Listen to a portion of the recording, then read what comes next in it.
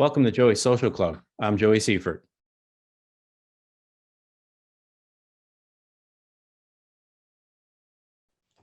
Today's special guest, we have Peter James, better known as Big Pete. Pete, how you doing? Pretty good, Joe. How are you? Thanks. I'm doing good. I'm still struggling a little bit with this COVID crap, so I might cough in your ear once in a while, but we're getting there. So thanks for coming on the show. I really appreciate it. Well, thanks for having me. Absolutely. I don't really do too many of these, but I know you're a straight shooter, and it'll be how it turns out. It'll be good. Yeah, hope so. Definitely. I hope so too. So coming from author to author, you have a book out, The Last Chicago Boss. That was when was that brought out? When did you guys do that book? That book came out in September of 2017. Okay, 2017. Yeah, and it's it's funny because I never understood really.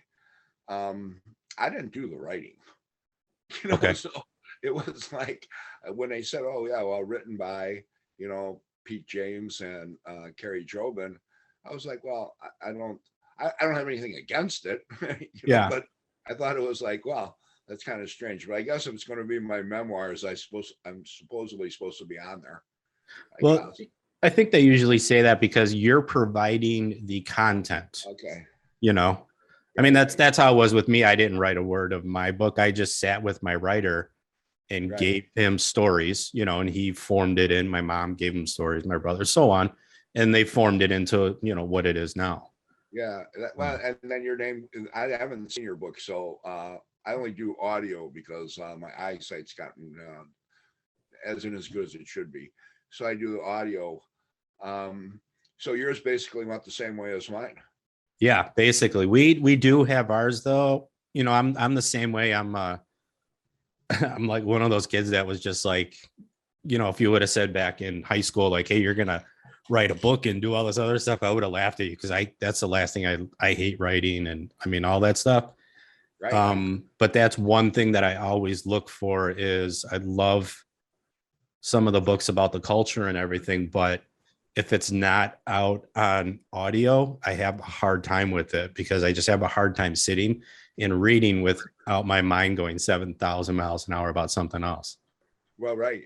But the only problem with audio, and I found this out because I used to really like to read books, and actually throughout my whole life, there's like 4 certain books that I consider like Bibles for me. And I learned so much from them.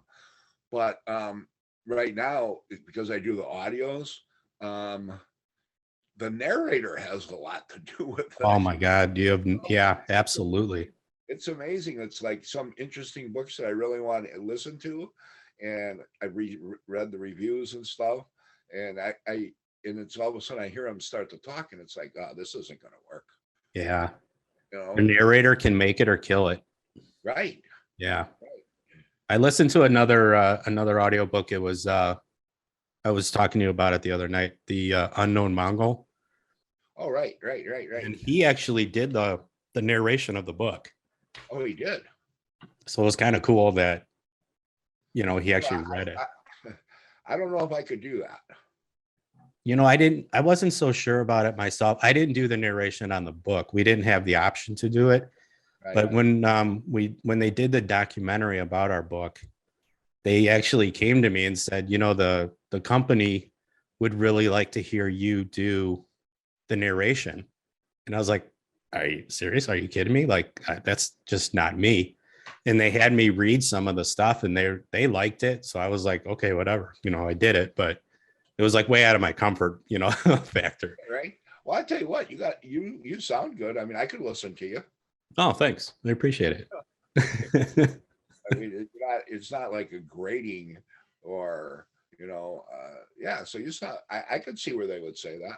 I think if you're going to narrate the books, like, especially some of the books like that we're talking about, like from the culture and everything, like you really have to sound like you're from the culture or you have some kind of, right, some kind of pipes on you, because some of the guys they get to read, it's just like, oh God, this does not work. Right.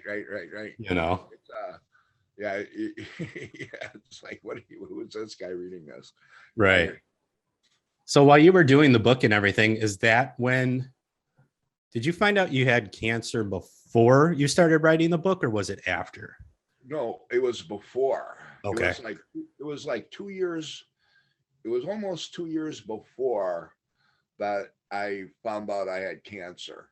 And I found out I had cancer like in March of 2013. Okay. September of 2013, I had my kidney removed.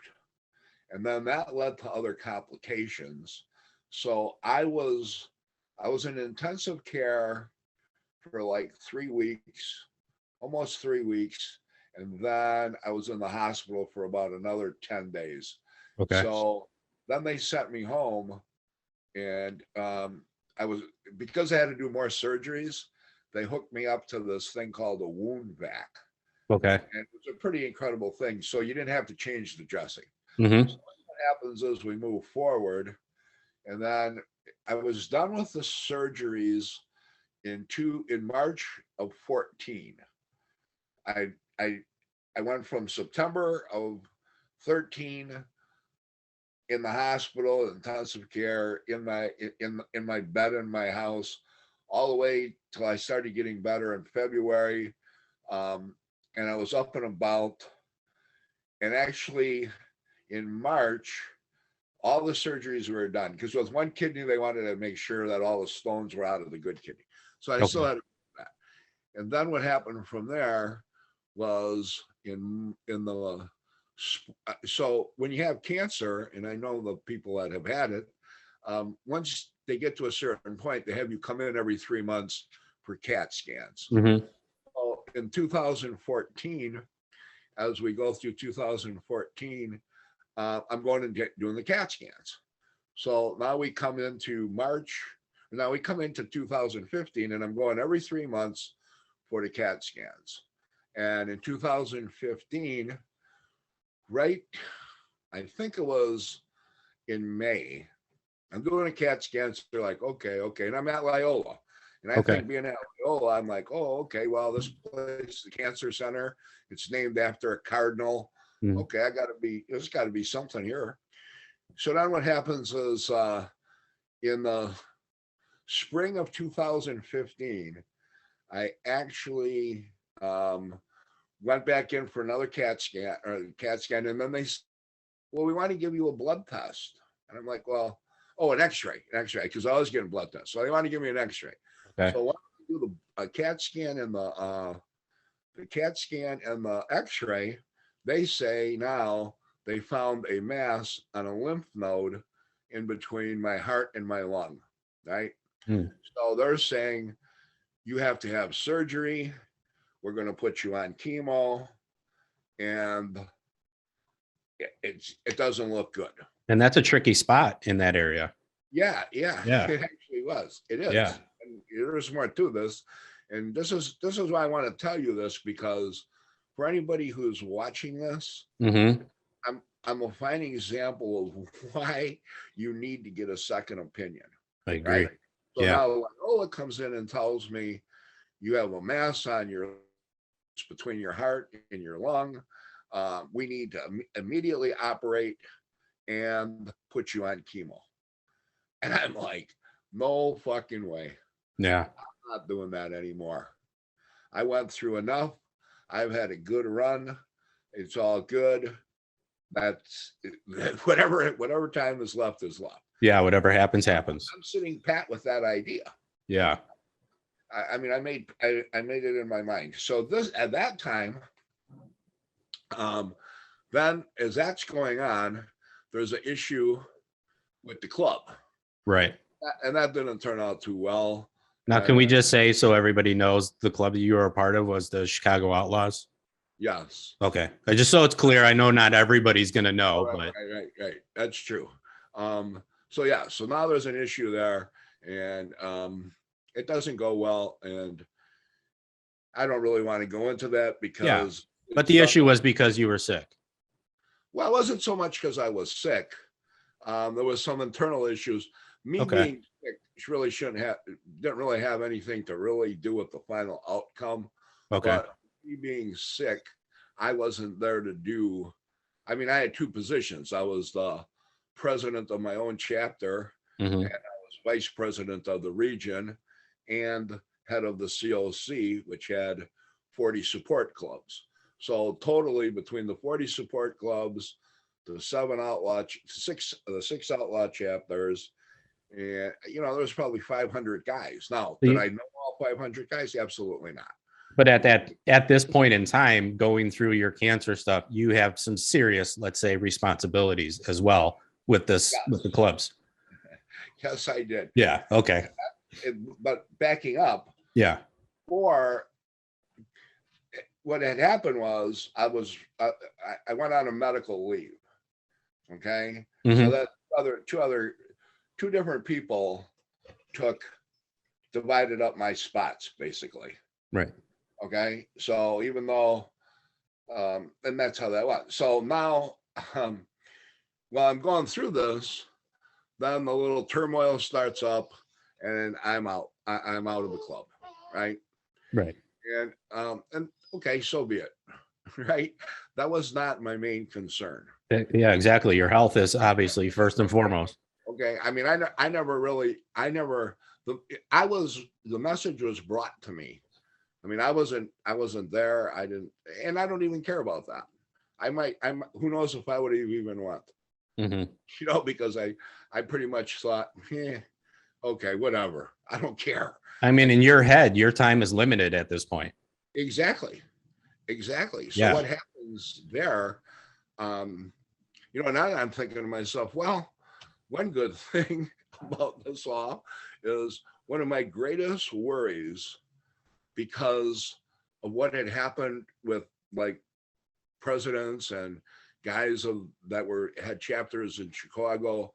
I did not want to go down. I was worried that the whole time I was like a president and regional officer, so I was also a regional treasurer. But that whole time, one of my greatest concerns was I don't want to go down in history as the guy who lost Chicago.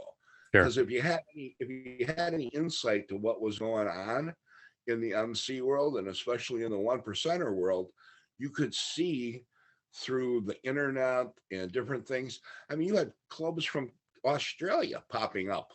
Oh, I'm a member of the Rock. We started a chapter of the Rock Machine, or not the Rock Machine, the Finks, or whatever. Yeah. Well, they're in Australia, so I could see that there was issues coming down the road. Do you think that deterioration started sometime around, like, I always like to blame it on Sons of Anarchy, but do you feel like that deterioration started when Sons of Anarchy came out? Because once that show came out, it was like every fucking guy had a vest on, he had a 3-piece patch on, and these guys are flying shit and they have no idea what they're doing. It's just because they watched this show. That's true too, but that was a different problem. The problem that I was talking about, that I was glad, the pop-up clubs that happened in Chicago, I didn't really care. They were not going to cause the loss of Chicago. Okay. So 6-7 guys get together and call themselves Lick 'em and Stick 'em MC. Yeah. Great. So this was more of an internal thing that you saw happening. Right. Through other major 1%er clubs coming in Chicago. But anyways, so the only gratifying thing is I'm thinking to myself, well, I'm on this medical, I'm done. I was waiting to retire to get my full 15 years in. Yeah. That 14 years, 11 months and 1 week. That's right? What you were at? 14 years, 11 months and a week? Yeah. So wow. in 3 weeks, I would have just said I'm retired. So all this that happened, the book, but everything that happened didn't have to happen. None of this happened. It all could have been happily ever after. Kumbaya shit. But that's not what happened. Okay, so now then what happens is I'm worried about this. I got Loyola, and Loyola's calling me saying, hey, look, you might want to reconsider doing this. And I'm like, no, I'm not doing this. So now I got a friend of mine. He was an ex-Black Piston, and we remain friends and still friends to this day. His name is Ray. And he calls me and says, look, Pete, you know what? You should stop fucking around with Loyola and go to the University of Chicago. Mm-hmm. And it never dawned on me, a University of Chicago. So I'm like, yeah, I don't know. And he's like, no, check them out. Check them out. I'm telling you to go down there. So I look at it and all of a sudden it dawns on me. This is like, actually dawning on it is there's only 3 hospitals in Chicago if you're really sick. Okay. I mean, there's a lot of hospitals, but if you're really sick, University of Chicago and Hyde Park, Mm-hmm. Rush, and Northwestern. Mm-hmm. Yeah. Issues, that's where you need to go. Those are your Right? top notch. So I decide, okay, you know what? Talk to the wife. Wife says, yeah, maybe what's that? We'll go down there. I end up going. So I go in and I talk to this guy, and he looks it over, and it was an amazing thing.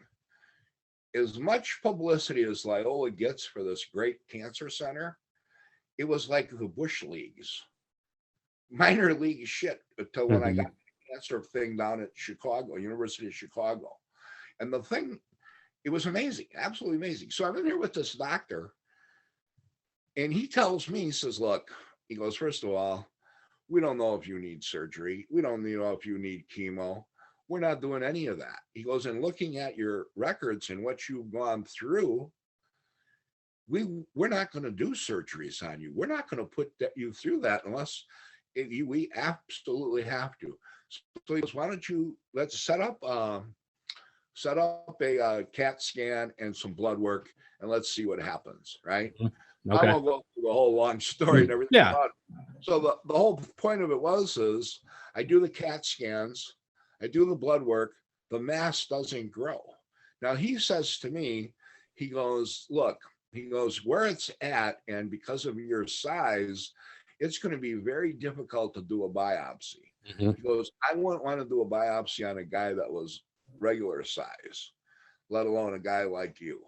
He goes, what we're going to do, he goes, if it turns out that this mass starts growing, he goes, we're going to just do it with radiation.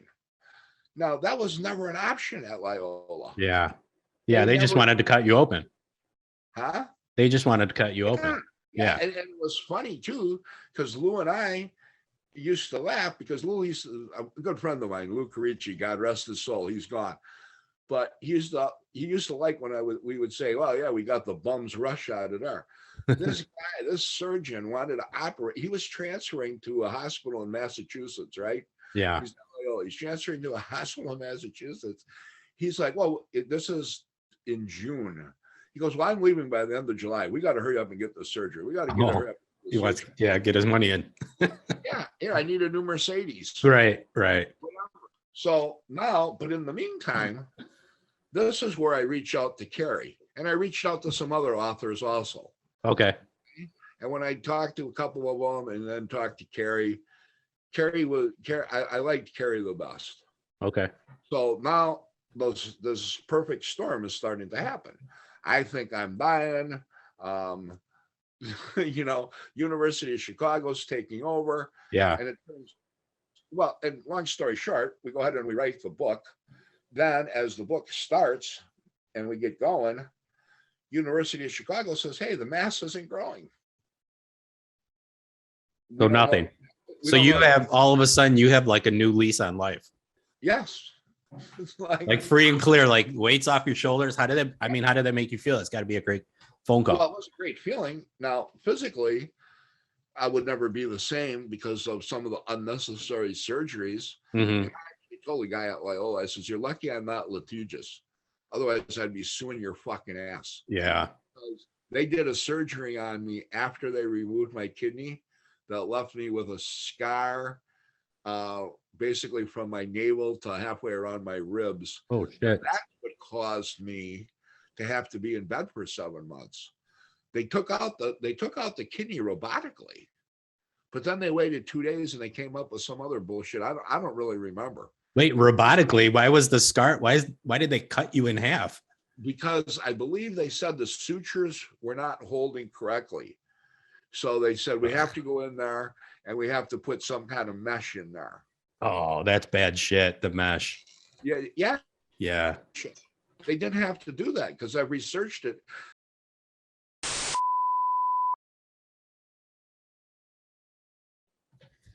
And coming back after some technical difficulties. So you're going through this whole process. You get this phone call. You have a new lease on life. You find out that you do not need any more surgeries. You're cancer free. And it's okay to just be monitored at that point. And you're finished with the book at that point, or no? No, I'm just starting to get into the book. Oh, okay. You're just getting into it. Yeah, during the whole time. So it took like another year to be totally cancer free. They still monitored me for a year and then finally said, hey, look, you know what? Come in for yearly checkups and we'll go for that. And now I'm at, well, let's see, 8 years, 8.5 years. I mean, that's great. Well, it is great. Yeah. But looking back, and it's like, I just wish things could have went a different way. Sure. 2020, I mean, I never even really got a chance. I was unable. Well, first of all, I wasn't even invited, but if I was invited, I'm not sure. I know I couldn't have even made it. So maybe that's why I didn't get invited, but I never even got a chance to, all of a sudden it was over. Yeah. I knew myself that it was over in February of that year when I resigned as the chairman of the COC. Okay. And then everyone on the board of the COC, they resigned also because they had been with me basically for the whole 15 years. Okay. And a lot of them stayed on the board just because we were friends. Okay. And because it got to be a time consuming thing of the meet. And as we grew, we had a scholarship fund for people in just for the guy clubs whose families had somebody going to school and needed an extra little help, maybe $1,000 scholarship. Sure. It all depended because we'd break up the money equally, so it could go from $500 to $1,000 scholarship. So those guys all resigned because nobody knew I was going to resign, and I walked into the meeting because it was February 7th of 2015, and I walked into the meeting. And actually, God bless Gypsy. Gypsy from the Brothers Rising was probably one of the most righteous guys I've ever met. Yeah, I fully agree. I don't want to sound any other way than how it's truly intended, but I really loved the guy. Yeah. He was a stand-up guy for sure. Yeah, he was a great friend and a brother. Yeah. And and now he's gone. But so we had the meeting at his clubhouse, their new clubhouse. And I said, hey, brother, I'm having a really hard time. I go, I'm not sure how this is going to work. I got to drive all the way up to your house. And he goes, Pete, don't worry about it. He goes, we'll have the meeting in the back part of the clubhouse. There's a garage door. He goes, you can pull your car right in, get out, and walk to the table. Yep. And I was like, wow. I go, that'll work. And so that's what happened. And I had the meeting. And then on that February 7th, when I resigned as the chairman, because that COC to me was one of the most important. I didn't care about the national thing, but for Chicago, it kept all the support clubs on the right page. Right. And it was a crucial thing. But when I gave that up, I knew it was over. And that COC, just so everybody, that's the Coalition of Motorcycle Clubs. Right. Confederation of Clubs. Right. And it actually was under another thing called NCOM, National Coalition of Motorcyclists, which in theory was a great idea. But like most things, when the practicality comes of it, it doesn't work quite as well. But the theory behind it was great.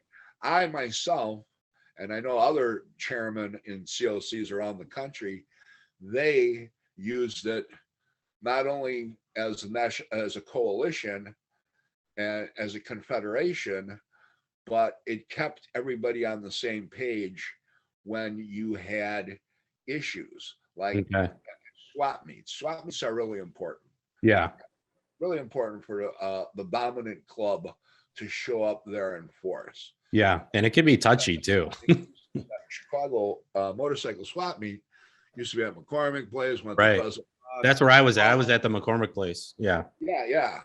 And I used to bring 600 people. I would get rid of 600 tickets. Yeah. 600 people would come. We would show up, and that was all people with colors. Now, out of the 600, say a third was, they had their old ladies with them. Yeah. That showed, patch strength. And in this day and age, you're not going to ride up. And I know it happens because it's happened since I've left. I don't really pay too much attention, but you're not going to ride up with 50 guys on motorcycles and go in and trash someplace. Yeah. Try to do that. And if you get away with it, you're really lucky. You know what I found interesting about the swap meets, and I mean, I've been to the McCormick place, I've been to some of the outside ones, and the show of force from the dominant club is you find the feds show up just as much. Oh, right. I mean, they are just as much as in force, and they don't hide shit. I mean, they're dressed in plain clothes, but man, they got fucking telephoto lenses and they're snapping pictures like crazy. Right.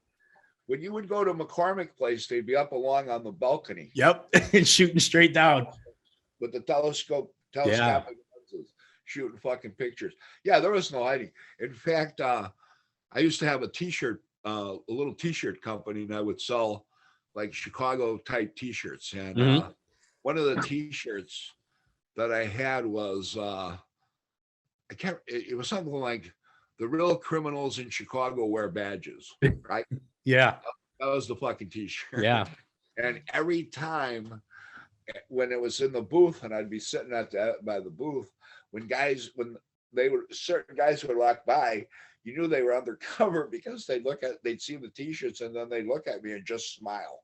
I mean, they stuck out like sore thumbs. It's not like you didn't know who they were, Right, exactly. You just didn't know like which like association they had, like whether it was ATF or D or whatever, but you knew that they were feds. Yeah, the only thing that you would question is what alphabet did they come from? Yeah. DEA, ATF, FBI. Yeah. And they were in a huge show of force, but I was flipping through because I haven't looked at it in a long time, and I was flipping through your book, and I noticed in the beginning, you're a strategist. You love the strategist. You love chess and Risk and a lot of that stuff, and you have a pedigree from your family. What made you choose, of all things, you could have gone in so many different directions with with the way you were being raised, I'll say. What made you lean towards the motorcycle clubs? Well, the real reason is because from a little kid, I was riding mini bikes. I had a buddy he was like in the 8th grade, and he had a 305. And so we'd ride around on this bike. Okay. So I always loved bikes. Plus, my father, he rode bikes. Okay. And actually, I mean, he was a great guy, a wonderful father. But there was one thing that, even though he stopped riding once he got married, the old story, okay, I'm running wild, and then all of a sudden I meet the woman of my dreams, and I marry her, and she makes me get rid of the bike. Right. That's age old shit. So that's what happened to my dad. But in the rec room in the basement, there was like a little closet, and in that closet there was a pair of his goggles and his leather jacket. Oh, we're allowed to fuck around with that thing. When I realized that, I was too big, but my younger brother, he kind of could fit into it. Okay. So he put it on one day, and that didn't go well. That didn't really go too fucking well. But for you, that was just the reason, because you loved bikes as it was. Yeah. And then when I was out in Massachusetts, and I to Chicago, and I took a job where when I was out in Massachusetts, I was pretty much burning the candle at both ends too hard. Hmm. So I came back and I actually I never worked like a legitimate job my whole life, right? So my cousin gets me this job. I take this job, and while I'm there, I'm saving for a motorcycle. Okay. So I never had a brand new one. I always had junk, Yeah, I always right? had used bikes. You know. So Yeah. in '92, I bought my first brand new Harley. My whole life, 1992, I bought my first brand new Harley, and from there, it all started. I started my own little club. It was called the Loyal Order. Now, was that the first bike that you ever owned? Was that brand new bike? No, no, What was no. if you remember, I'm sure you do. What was the first Harley you ever bought? It was a Sportster. No. I mean, that's what I bought too. Yeah, it was a Sportster when I was 19, and it was used, and I actually traded my car, which it was great. When I traded the car, I had a beat up old Dodge, and I traded the Dodge for the Sportster in May. Do you remember the year of the Sporty? Oh man. Was it it was an Ironhead, I assume? Yeah. Yeah. And I remember bringing it home, and my dad saying, "Oh wow, that's pretty cool. You got a bike." You Yeah. know, yeah. He goes, "Where's the car? Who's bringing the car home?" I go, "I traded the car for the bike." He goes, "Yeah, you know what? You're a real fucking Einstein." I go, "What are you talking about?" He's like, "What are you gonna do in November and December and January? How are you getting Yeah. around? I'm not hauling you around." And I Yeah. was, "Fuck, I'm going to college anyways. I'll figure it out when I get to college." You know? So the guy I bought a Sporty from him, and he worked at Oaklawn Harley. His name was Oh Shadow. wow. Yeah. Yeah. And he could, I mean, you talk to anybody in the area, he could make bikes scream. And the first bike I bought was from him. It was one of his Sporties. The bike was fast as shit. But, I would see him coming back and forth from work. And it didn't matter if it was fucking snowing out, if it was fucking raining out. This dude, he had no car. That's all he did is he rode his bike year round. And I was like, holy shit, that is a tough motherfucker. It is. It Yeah. is. And you know what? When you're 19, 18, 19, 20, through your 20s, you might be able to pull that off. Yeah. Yeah. In your 30s, and you start thinking, I miss the heat. And you know what? There's guys that do it, Yeah. but they're not doing it because they want to. There's a big difference. It's like riding in the rain. Yeah. I've ridden so much in the rain, it's unbelievable. Yeah. The older I got, and when I was younger, it didn't matter. Okay, fine. Ride in the rain. Okay. It's a good time. Everybody's wet, blah, blah, blah, blah, blah. Yeah. Yada, yada. And now, and that's why, if you go talk about clubs, and this is what happened to me also, is that if you're really going to figure this shit out to make sure they continue and survive, the MC world survives, especially clubs that have more than one chapter. Mm-hmm. One chapter clubs, you can probably pretty much survive under any conditions. Yeah. But bigger clubs that are more organized, you can't have guys in their fucking 60s, 65, 70 years old being fucking presidents. Yeah, you need newer blood. Well, here it's like you may be brothers, but you have really nothing in common. A guy that's 60 years old and he's the president, he's not doing the same shit a 35-year-old single guy's doing. Right. And if he is, he's not doing it well. Exactly. I mean, and is like for myself, even before I got cancer, I started to realize, okay, I'm looking around this room and we're talking age differences of 20, 25 years. Yeah, that's a big gap. It is a big gap, and especially trying to live a true 1%er life. Yeah. And it's funny because there's no graceful way to give this guy his bon voyage. I mean, there's the retirement shit, but it is, I don't know. And if it's going to continue, Well, here, actually, in the great scheme of things, I really don't care. But that's why I chose motorcycle. Once I got the new motorcycle, I went to a couple biker bars. When I got into the biker bars, I met a few guys. Then blah blah blah. Then the next thing I know, I'm invited to the clubhouse. Then I start my own club. If you're a straight up guy, it's fairly easy to get in with the clubs. I mean, you got to be a straight up guy, though. You can't be, some jack off. That's the other thing too. It's really easy to get into them or get in with them. Yeah. Then they sit and they wonder, why are we infiltrated? Yeah. First of all, nobody can keep a fucking secret. If you think people are keeping secrets on, if you delude yourself that you are talking and it's going to remain a secret if there's more than one or two of you, I didn't have a chalkboard. I wouldn't talk. When we had, I mean, here we talk about, we're going to this party, we're going to that party, who got laid, passed the joint, shit like that. Yeah, small talk. But if it was fucking serious shit, I actually had the white magnetic board, and I would write it on the board. Yeah. I'd say, everybody understand?